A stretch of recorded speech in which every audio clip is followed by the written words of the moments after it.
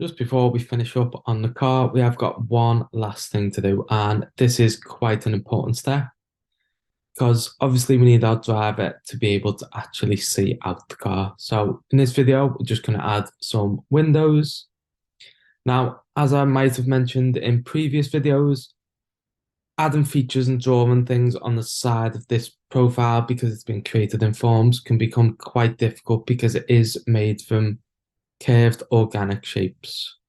So instead, we're going to go back into our construction folder and I'm just going to turn on plane 3 and make that visible again.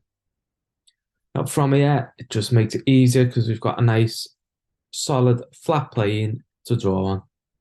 So I'm going to create my sketch just there. I'm going to zoom in to the side of our model. I'm just going to use a simple 2-point rectangle. Just add it about here. And I'm going to make it about that. That'll do 140 by 250. And I'm just going to do the same again.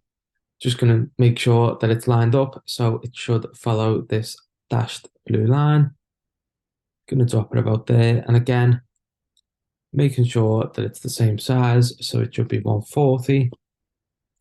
Press tab just to switch over to that other dimension by 250. Again, from here, finish the sketch. Press E on our keyboard for extrude. Select both of those profiles. And I'm just going to cut it all the way through our model so it cuts out those holes for the windows. Next bit, what we need to do is we need to actually do our windscreen and our back window. So I'm going to select offset plane from the construct menu. Do it out from this plane.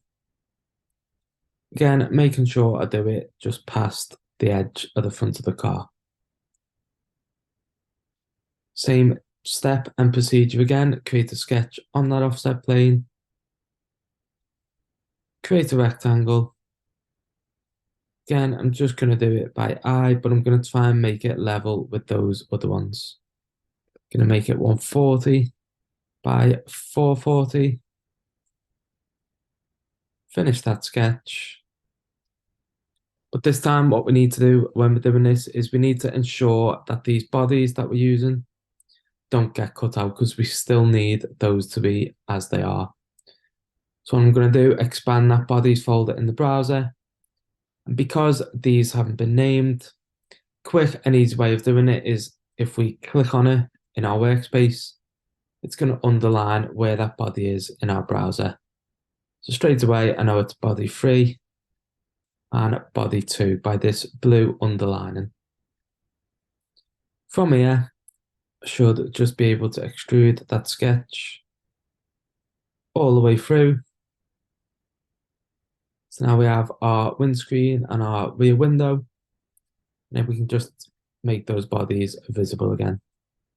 So now our car and our model is looking pretty much finished, but those extra few details that you might want to add on yourself to your models.